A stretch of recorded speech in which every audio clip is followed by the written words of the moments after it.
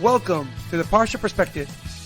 Each week, we will delve deep in a weekly Torah portion to find a practical and insightful way to enhance your daily life.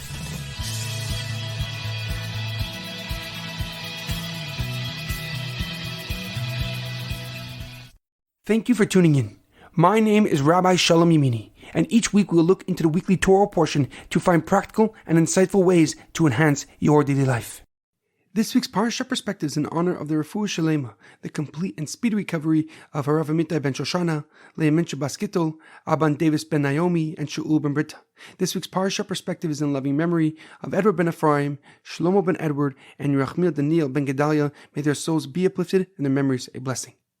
This week's Torah portion is Parsha Acharei Mos, the lesson of Azazel. Our Parsha begins following the death of Aaron's two sons, Nadav and Avihu. They died because they spontaneously entered the Kodesh HaKadoshim, the Holies of Holies, by themselves.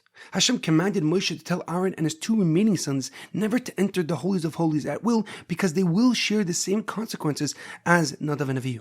Only Aaron, the high priest, and all future high priests can enter the Holies of Holies on the year's holiest day, Yom Kippur. The Torah then explains the elaborate service of the Kohen Gadol of the high priest on Yom Kippur. Amongst the many rituals, he was to bring an incense offering, the Ketores, in the Kodesh Kodashim, the Holies of Holies, and he was to draw lots for the fate of two identical goats. One goat, the first goat, was labeled La Hashem, for God, and was sacrificed on the Mizbeach, on the altar, and completely burnt. The second goat was labeled Azazel and was led by a specific Kohen to a cliff and pushed off. The Kohen who dealt with the goat for Azazel would need to immerse himself and his clothes in a mikvah, in a body of water, before entering the Beis HaMikdash once again. However, a question comes to mind. The term Azazel is found nowhere else in the Torah and does not have an actual translation. The commonly used term is scapegoat, which was created by William Tyndale in 1530 when he translated the Torah into English. But what does Azazel really mean, and why was this goat given this unusual and uncommon name? Rashi Rav Shlomo Yitzchaki, the leading commentary on the Torah, quotes the Talmud in Yuma, that the meaning of Azazel is to be strong and mighty. Uzzah is strong and El means mighty. Rashi explains that the term Azazel is referring to the rocks of the cliff that the Azazel was pushed off from. This specific peak was dangerously high and extremely steep, and the land on the bottom was rough and rugged. However, the Ramban, Rav Moshe ben Nachman, a leading scholar, philosopher, and Kabbalist, gives a deeper and more profound explanation. Besides quoting the previous answer, he clarifies another opinion of the Talmud in Yuma. Rabbi Shmuel explains that the second goat is atoning for the sins of Uzzah and Azazel. The Ramban writes that Uzzah and Azazel were angels who were upset when God created mankind. They said to God, "Why would you create something that can defy you?"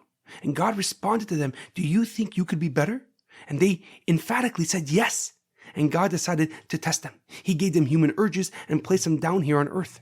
As you can imagine, Uzzah and Azazel were extremely enticed by the many beautiful women and promptly sinned with them. And at that moment, they defiled their purity and lost their angel status. Their unions created giants known as the Nephilim, the fallen ones. Their descendants were wicked and evil and caused the Mabul, the greatest flood in history. And according to many opinions, Og, the wicked king of Bashan, whom Moshe Rabbeinu himself killed, was one of these giants. The Ramban explains that the Azazel was an essential part of Yom Kippur because it represents the value of every good deed we do.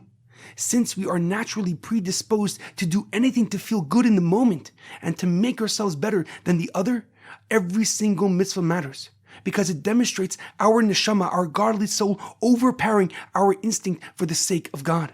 The Azazel teaches us that although we may have followed our impulses during the past year, we receive angel-like status each time we beat our desire, each time we beat our urges. For overcoming our desires is the highest and greatest form of actualizing and fulfilling our godly purpose. This lesson is ever more prevalent as we just finished the holiday of Pesach, the holiday of redemption. Because during Pesach, we forgo most normal foods in exchange for a spiritual awakening and a spiritual experience. In our daily life, we must realize that discipline is the bridge between thriving and achieving our goals, or heaven forbid, the opposite. Because lasting success requires a disciplined approach when dealing with chaotic situations.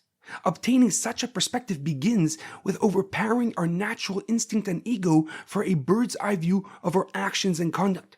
This will enable us to take an objective look at ourselves and identify places of improvement in our personal and spiritual lives. That, along with an attitude of gratitude for all that we have, is the surest way to achieve our goals. There's a famous quote by Abraham Lincoln: "Discipline is choosing between what you want right now and what you want most." Have a great weekend and a good Shabbos.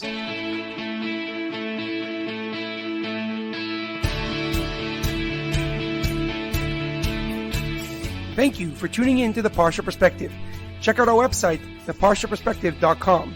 Send thoughts and comments to theparshaperspective@gmail.com. Till next time, thanks for listening.